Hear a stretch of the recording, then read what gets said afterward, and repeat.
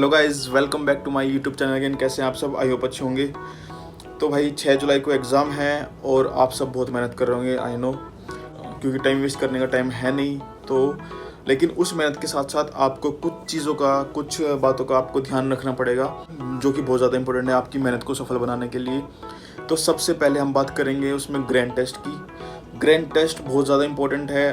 वो एक टाइप से एग्ज़ाम का पैटर्न आपको समझाने के लिए है कि कितना टाइम लगता है, कितना एक्सोशन होता है एग्ज़ाम में। और बस ये मान लो कि जो एग्ज़ाम में फोबिया होता है ना, एक एग्ज़ाम के दिन अलग सा प्रेशर होता है, वो नहीं है। बाकी जो सारी चीज़ें होती है एग्ज़ाम के लिए कि इस टाइप का क्वेश्चन है, इस टाइप का पैटर्न है, कैसे अप्रोच करनी है, वो सब चीज़ें आपको जीटी से मिलेंगी। तो अगर आप जीटी प्रैक्टिस नहीं कर रहे हो या अपने सब्जेक्ट ख़त्म करने का वेट कर रहे हो कि यार जब सारे सब्जेक्ट हो जाएंगे मेरे तभी मैं जीटी दूंगा, तो सच में बहुत बड़ी एक ब्लेंडर कर रहे हो आप, बहुत बड़ी मिस्टेक कर रहे हो आप। आपके 5 सब्जेक्ट, 6 सब्जेक्ट, 7 सब्जेक्ट जितने भी ख़त्म हुए ना भाई, जीटी देना शुरू कर दो। और उससे आपको ना क्वेश्चन की अप्रोच कैसे करनी है वो चीज़ पता चलेगी, और किस टाइप से अटेम्प्ट करना है एग्ज़ाम को, किस टाइप से क्वेश्चन रीड करना है, कितना टाइम लगता है क्वेश्चन रीड करने में और उसको अटेम्प्ट करने में। वो सारी चीज़ें आपको सिर्फ और सिर्फ जीटी से पता चलेगी भाई। और आप थ्योरी 10 बार भी पढ़ लोगे ना, वो एक्सपीरियंस नहीं दे पाएगी आपको जो जीटी से मिलेगा। तो एक सबसे बड़ी गलती यही है, बच्चे जीटीज नहीं देते हैं, और उससे जो है बच्चों को क्वेश्चन कैसे अप्रोच करना है, और एक्सक्लूज़न वाली जो टेक्निक होती है कि ये ऑप्शन हो सकता है, ये ऑप्शन नहीं हो सकता, वो चीज़ें वो सिर्फ जीटी प्रैक्टिस से आएंगी भाई। वो थ्योरी तुम कितनी अच्छे से पढ़ लो, कितने टाइम पढ़ लो, वो चीज़ आपको नहीं मिलेगी। तो सबसे पहली मिस्टेक तो यही है। और जो दूसरी सबसे बड़ी मिस्टेक होती है वो हमारे एनवायरनमेंट की होती है कि आप ऐसे एनवायरनमेंट में जहाँ पे डिस्टर्बेंस बहुत ज़्यादा है, जैसे कि आपके आसपास के फ्रेंड हो ऐसी जो नेगेटिव बात करते हैं, या आप बहुत ज़्यादा शोर वाली जगह पे हो, या मतलब कोई भी डिस्टर्बेंस हो, मतलब किसी भी टाइप की डिस्टर्बेंस हो। अब ये टाइम ऐसा नहीं है कि आप डिस्टर्ब हो और उसमें 1-2 घंटा वेस्ट हो, अपना दिमाग ख़राब करो, तो वो चीज़ उस चीज़ का टाइम है नहीं भाई। तो हर टाइप की डिस्टर्बेंस से आपको इस टाइम पे दूर रहना पड़ेगा। और तीसरी जो मिस्टेक है वो है स्लीप डिप्रीवेशन की। अब एग्ज़ाम का स्ट्रेस है, पता है मुझे, लेकिन जो है आप नींद में कॉम्प्रोमाइज़ मत करो भाई। मेरा पर्सनल मानना ये है कि नींद में अगर आप कॉम्प्रोमाइज़ करोगे तो आपकी परफॉर्मेंस जो है पढ़ने की, जो आपकी स्टडी परफॉर्मेंस है, जो आपकी माइंड की कैपेसिटी है रिटेन करने की, वो कम हो जाएगी अगर आपकी नींद पूरी नहीं है तो भाई मैं तो ये कहूँगा कि आप कहीं पे भी कॉम्प्रोमाइज़ कर लो, ठीक है। घर वालों से बात नहीं करनी, बंदी से दूर रहना है, दोस्तों के साथ फन करना है, उन चीज़ों में कॉम्प्रोमाइज़ कर लो, लेकिन अपनी नींद में कॉम्प्रोमाइज़ मत करो। मिनिमम 6 घंटे की नींद आपको चाहिए। फिर चौथी मिस्टेक की हम बात करेंगे तो बच्चे क्या करते हैं कि पूरी रात पढ़ेंगे, सुबह 4 बजे तक पढ़ेंगे, 5 बजे तक पढ़ेंगे, और फिर उठेंगे दिन में 12 बजे 1 बजे। तो जो कि मेरे हिसाब से तो बहुत ज़्यादा गलत चीज़ है, क्योंकि हमारा जो एग्ज़ाम है वो ही दिन में होता है। और एक सर्केडियन रिदम है, आप तो मेडिकल के स्टूडेंट हो, एक सर्केडियन रिदम होती है हमारी बॉडी की, क्लॉक बोलते हैं जिसको, बॉडी क्लॉक। वो जिस हिसाब से प्रिपेयर होगी बॉडी, उसी हिसाब से वो काम करती है। तो अगर आप डेली एक काम को दिन में करोगे तो बॉडी उसी टाइप से अडेप्ट हो जाएगी। तो आप दिन में अगर सोओगे, आप तो एग्ज़ाम के टाइम में उसी टाइम पे आप एग्ज़ाम दोगे, तो उस दिन आप लेज़ी फील करोगे, आपको नींद आएगी, तो जो कि बहुत गलत बात है।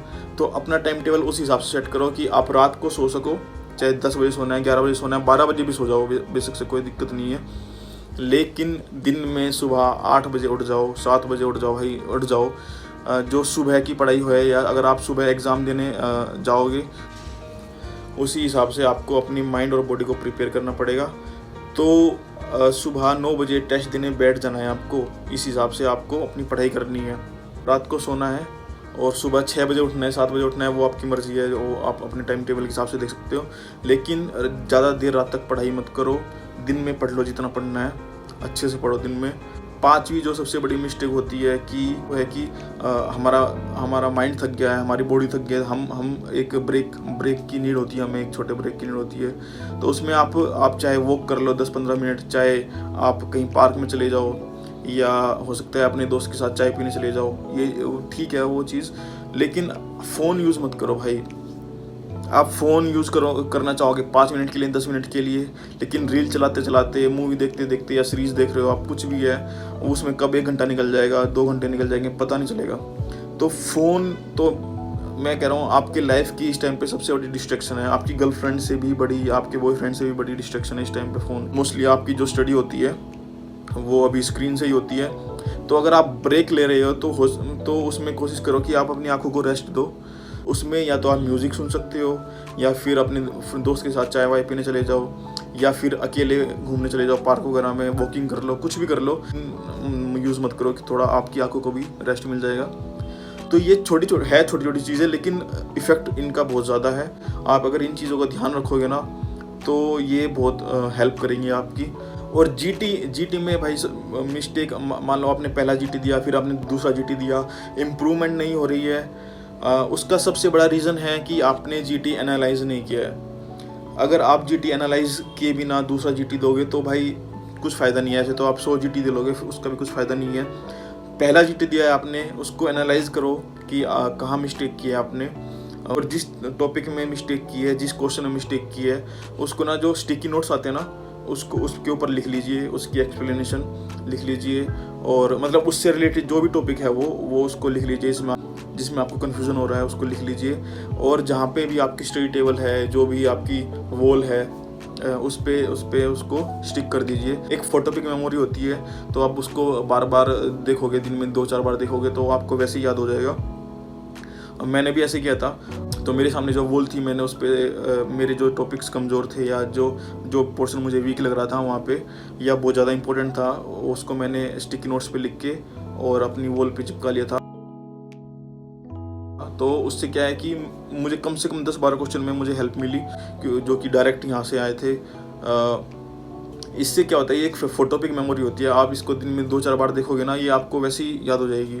फिर जैसे आपको लगा कि यार ये आप स्ट्रॉन्ग हो गई है, तो आप इसको चेंज कर सकते हैं, और अपना जब आप नेक्स्ट टॉपिक लिखेंगे तो उसको रिप्लेस कर सकते हैं उससे।